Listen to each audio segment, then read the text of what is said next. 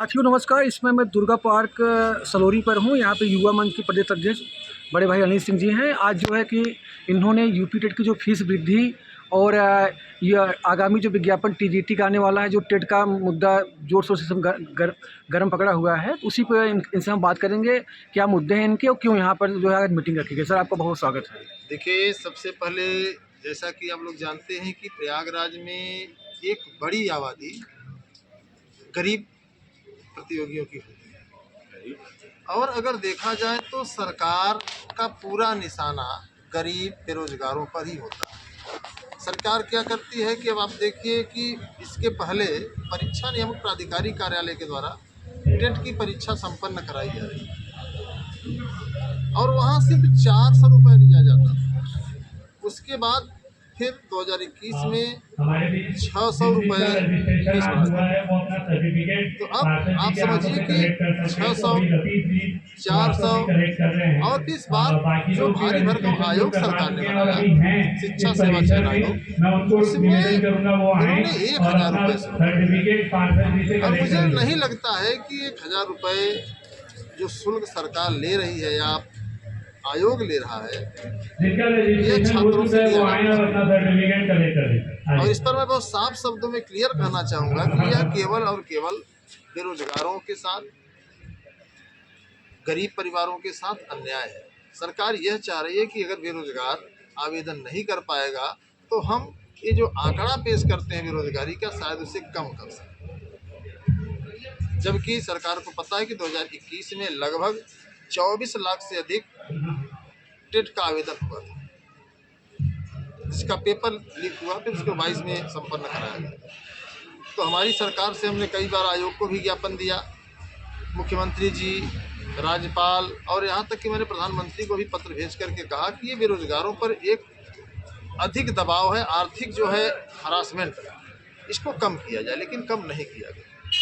और आज की मीटिंग से भी यह स्पष्ट है कि सलोरी में तमाम अभ्यर्थी ऐसे हैं वर्तमान समय में जिनके पास गैस सिलेंडर की समस्या है, गांव चले गए हैं,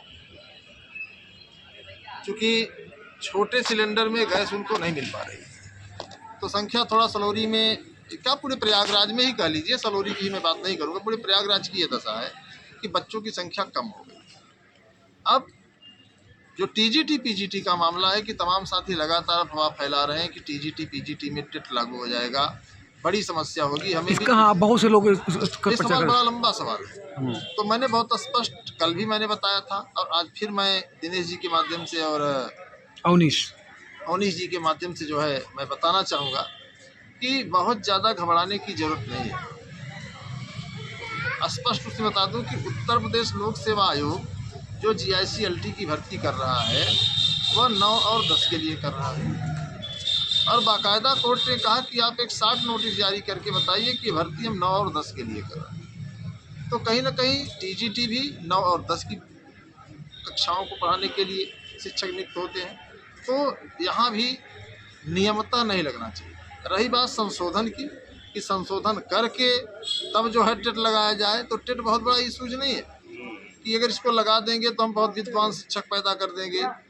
हमें सबसे ज़रूरत है, जो मुख्य बिंदु है कि प्रदेश के अशासकीय सहायता प्राप्त माध्यमिक विद्यालयों में लगभग 24-25 हज़ार पद रिक्त हैं और उन बच्चों को शिक्षा नहीं मिल पा रही है और ऐसे में विद्यालय की छवि तो खराब हो ही रही है, साथ ही साथ बच्चों के साथ भी अन्याय हो रहा है। तो मैं सरकार से भी और लगातार छात्रों से यही अपील करता रहा हूँ कि विज्ञापन जल्द से जल्द आ जाना चाहिए।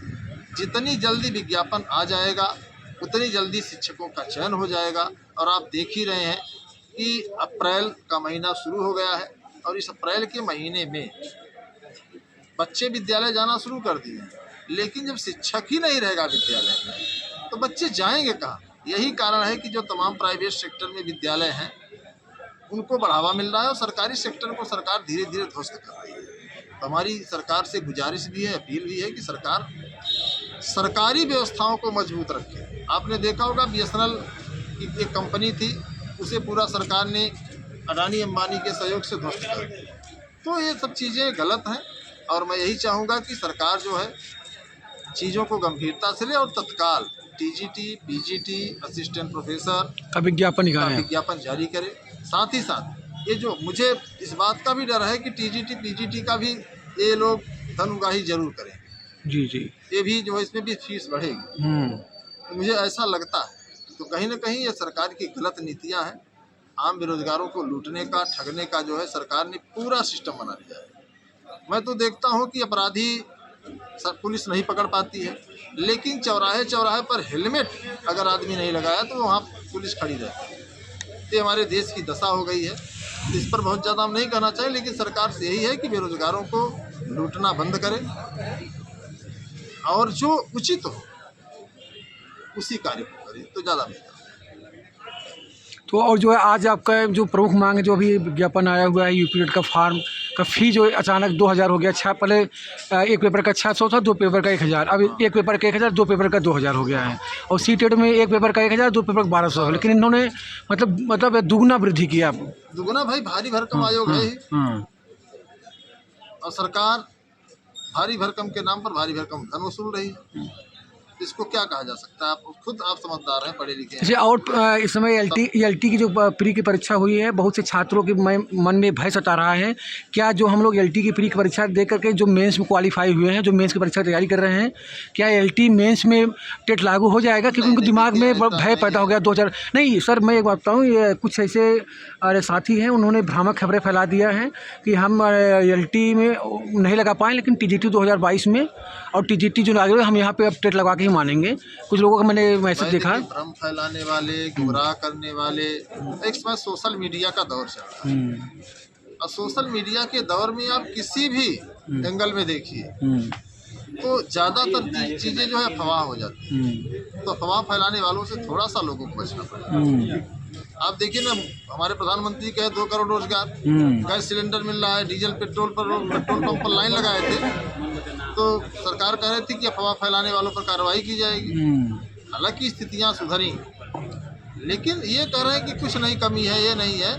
तो कहीं न कहीं सरकार भी गुमराह कर रही है और तमाम जो सोशल मीडिया इन्फ्लुएंसर हैं वे भी जो कर रहे हैं। तो अब उनको क्या कहा जा सकता है? किसी को किसी में मजा आता है, किसी को किसी में मजा आता है। तो मजा लेने वाले लोग मजा लेते।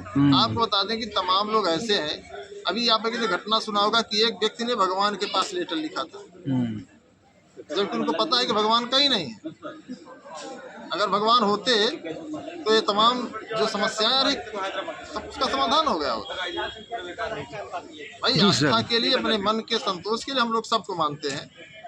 वृक्ष को भी पूजते हैं, पर्वत को भी पूजते हैं, तो हमारी आस्था है। लेकिन सच्चाई भी अगर देखा जाए तो लोगों को सिर्फ और सिर्फ व्यवस्थाएं गुमराह कर रही हैं। कोविड-19 के दौर में आप देखिए क्या दशा थी देश की। तो कहीं न कहीं सरकार का जो एक फ्लोर सिस्टम है वो आम नागरिक पर भारी पड़ रहा है। और फिर भी अभी आपने देखा होगा कि सरकार जबरदस्ती अपना पीठ थपथपा रही कि हम सब बेहतर कर रहे हैं। तो सरकार को ज़मीनी हकीकत से रूबरू होना चाहिए और जो चीज़ें हकीकत उसी को देखना चाहिए।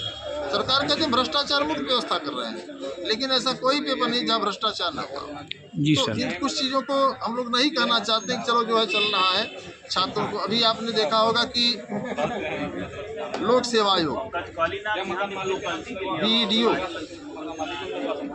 ये कहते हैं रिजल्ट के बाद हम उत्तर कुंजी देंगे। ये भाई कौन सा नियम है? अब BDO का मामला फंस गया, 162 पद खाली है।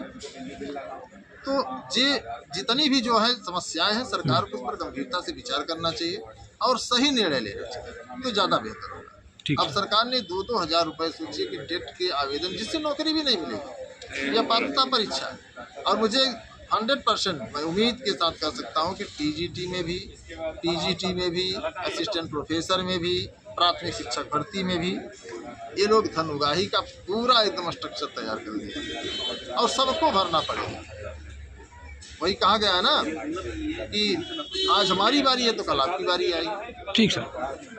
तो हम यही चाहेंगे कि भाई सरकार इसको रोके। इसी को लेकर के हम एक जो है सोशल मीडिया पर भी और डेलीगेसियों में भी जो है कैंपेन चला रहे हैं कि लोग इसको समझें, इस पर आवाज़ उठाई जाए। ठीक, थैंक यू सर।